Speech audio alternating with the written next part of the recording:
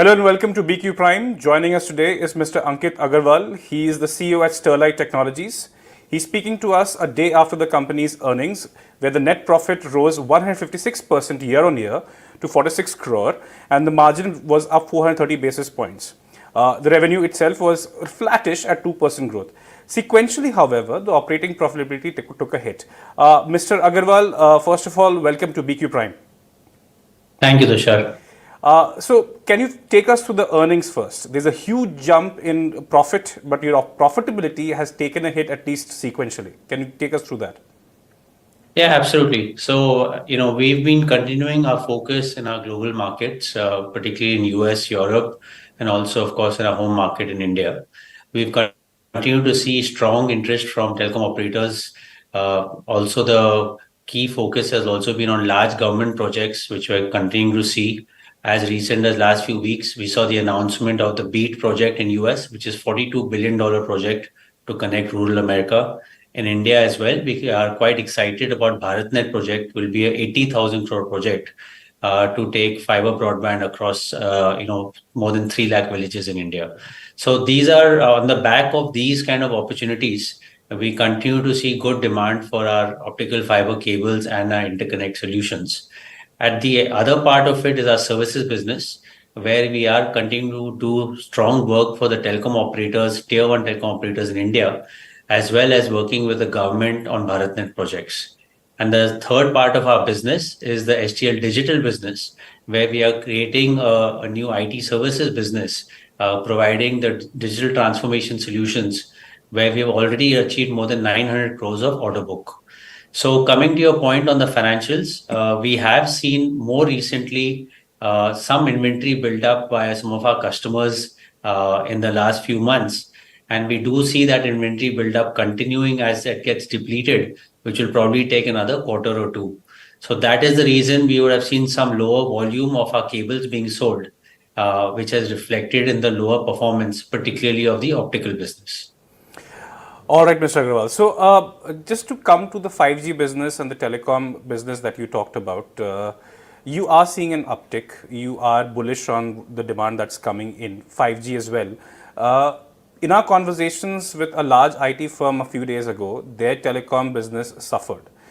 Yours is growing. So, can you explain the discrepancy that you may be seeing? Because so far, what we have seen is that the leaders of the IT space, maybe in the telecom, who are leaders in the telecom, who biggest revenue streams are coming from telecom, have suffered, but you are growing. What is this discrepancy, sir? No, I don't think it's a discrepancy. Essentially, our solutions cater to the digital infrastructure layer fundamentally. Okay. That we clearly see when when we hear from leading telecom operators around the world, the data center players, as well as of course the government. They clearly recognize that the digital infrastructure has to get built out, and for that, the core is the optical fiber. So from that perspective, we continue to see very strong commitments from telecom operators. Our own view is, in our parlance, fiber optics will grow from about 550 million fiber kilometers close to almost 700 million fiber kilometers in the next 3 to 4 years. So clearly there's a good runway. And globally also, when we look at 5G, we're just at about 1 billion 5G subscribers globally, which has to go to about 5 billion subscribers in the next 6, 7 years. So there's clearly a good runway in terms of the network that needs to get deployed. And the same goes for data center players. Certainly with the advent of technologies like chat GPT, etc., you will need far more processing and far more data center computational capacity, which will all ultimately lead to larger data centers as well as more edge data centers, leading ultimately to more fiber optics. So, you're not witnessing any near-term pain in this particular space, sir? As I said, from a underlying demand, we continue to feel that is positive. We do believe in the short term, in the near term, next 1 and 2 quarters, there is just inventory with our current customers in terms of the fiber optics. As that gets depleted, we do expect the demand to come back. Okay, not to do with the macro scenario that is in the US right now. No, we don't see it affecting. There is, of course, some impact to interest rates, where operators will closely evaluate, but based on their own feedback of their deployment plans and the homes that they plan to connect, I think that continues to be on track. I see cloud makes up a very small part of your business. That's around 4% of your business right now. Any plans to grow that further and diversify the revenue streams that you have currently? Yes, I would say that's definitely an area of growth for us. So far, we have probably been more focused on the telecom sector and for the government projects.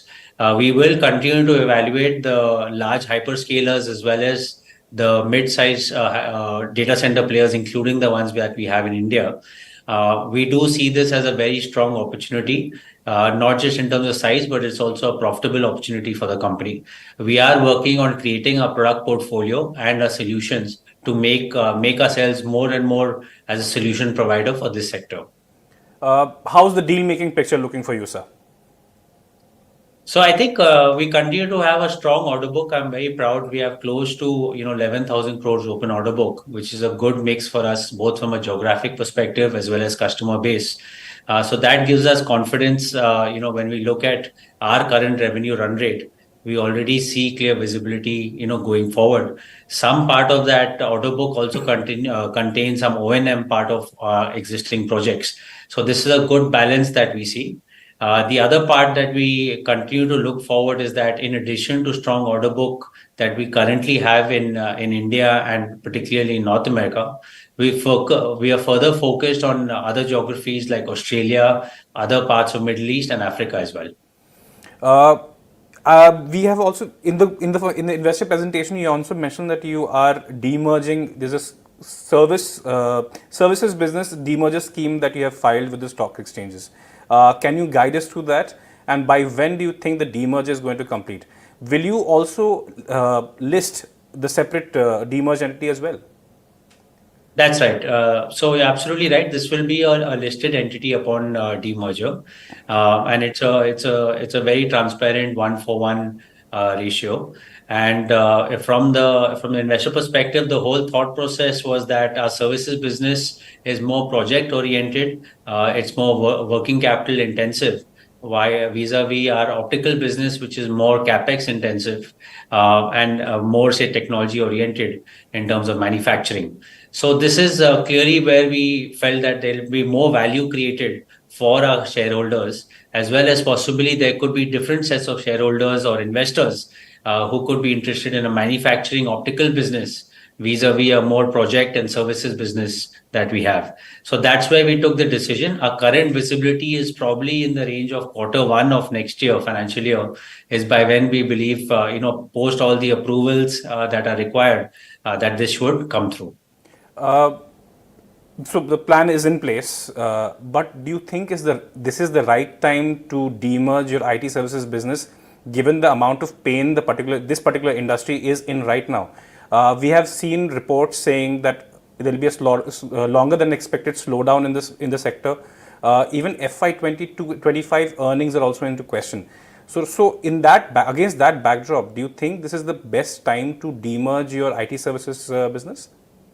Sorry, Tushar, just to clarify, what we're looking to demerge is services business for us, which is the network rollout, which we do for telecom operators on the optical fiber side. And also we do some system integration, some projects for BharatNet. So it's this part of the business that we are, that we're Which demerging. is largely untouched by such slowdown in the IT That's services. right. Yeah. That's right. We are continuing to build out our IT services business. As I said, we have some tier one customers. We're very proud of our team, which is led by Raman, who's the CEO of this business. As we continue to demonstrate growth, as recent quarter as well, we were able to add to our order book. Currently, we have more than 900 crores of open order book for this business. And what we have shared also is that we do see this business getting break even probably by Q4 of this financial year, and then get to profitability at Q1 of next year. Got it, sir. Thank you, Mr. Agarwal, for all the inputs for your business. Congratulations on the results and all the best for the rest of the fiscal. Thank you very much. Pleasure. Thank you, viewers, for tuning in. This is Tushar for BQ Prime.